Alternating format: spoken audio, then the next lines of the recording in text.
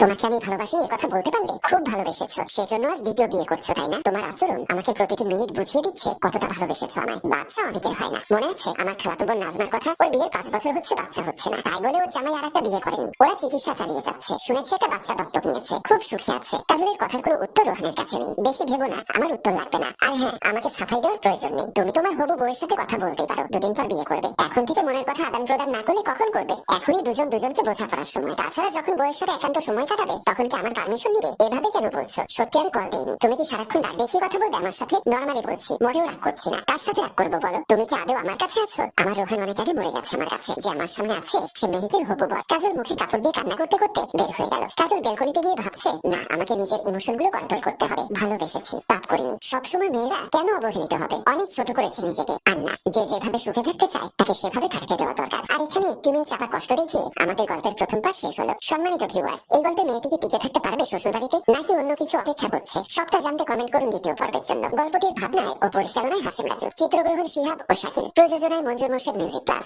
হঠাৎ করে মিমের ফোন বেজে উঠলো। ফোনটি করেছে মিমের বয়ফ্রেন্ড ইসলাম আর রোহানের খুব কাছের বন্ধু। মিম ফোনটা ধরলো। ওদিক থেকে ইসলাম হাঁপাতে হাঁপাতে বলল, হ্যালো মিম, রোহান অ্যাক্সিডেন্ট করেছে। কি? রোহান অ্যাক্সিডেন্ট করেছে? সবাই কথাটি শুনে বেশ চমকে ওঠে। অনামিকা তড়িঘড়ি করে উঠে যায় দুজনকে সরিয়ে দিয়ে। দরজার বাইরে এসে সে বুঝতে পারে কার কাছে যাচ্ছে সে, যেটাকে এতটা আঘাত করেছে। না, আমি যাবো না ওর মুখ দেখতে, যে আমার এতটা সর্বনাশ করেছে। না, ওই রোহানের চেহারা আমি আর দেখতে চাই না, দেখতে চাই না। তারপর সে উপরের দিকে তাকায় আর বুঝতে পারে হয়তো এটাই হৃদয়ের চাপা অভিমান। ওদিকে রোহান হসপিটালের বেডে শুয়ে আছে, রক্তাক্ত ব্যান্ডেজ। পাশে দাঁড়িয়ে আছে বন্ধু ইসলাম। রোহান বন্ধুর দিকে তাকিয়ে অনেক কিছু ভাবছে। সে ভাবছে হয়তো এই খবর পাওয়ার পরও অনামিকা আসবে না তাকে দেখতে। কেন আসবে? সে যে বড় পাপ করেছে, হয়তো এটা অনামিকার অভিশাপ। আর এখানে একটি মেয়ের মনের চাপা অভিশাপ দেখিয়ে আমাদের গল্প শেষ হয়। সম্মানিত ভিউয়ার্স, এই গল্পে আমরা যা শিখলাম তা হলো, আল্লাহ ছাড় দেন কিন্তু ছেড়ে দেন না। কিছু কিছু শাস্তি উপরেওয়ালা সাথে সাথে দেখিয়ে দেয়, তাই কারো ক্ষতি করার আগে সাবধান। গল্পটির ভাবনা ও পরিচালনায় হাসিম রাজু, চিত্রগ্রহণ শিহাব ও শাকিল, প্রযোজনায় মঞ্জুর মোর্শেদ মিউজিক ক্লাস। গল্পটি ভালো লাগলে লাইক, কমেন্টস ও শেয়ার করে দিন। ধন্যবাদ। আর কথা, তাহলে সোহানা কল দিচ্ছে না কেন? দেখি তো, কল দিয়ে দেখি। কল দিল, কিন্তু কল তো রিসিভ হচ্ছে না। আবার কল দিলেও রিং হয় কিন্তু রিসিভ হয় না। আকাশ চিন্তায় পড়ে গেল। সোহানার বস বেশ লম্বা ও সুঠাম দেহের সুপুরুষ। আবার কল দিয়ে দেখি,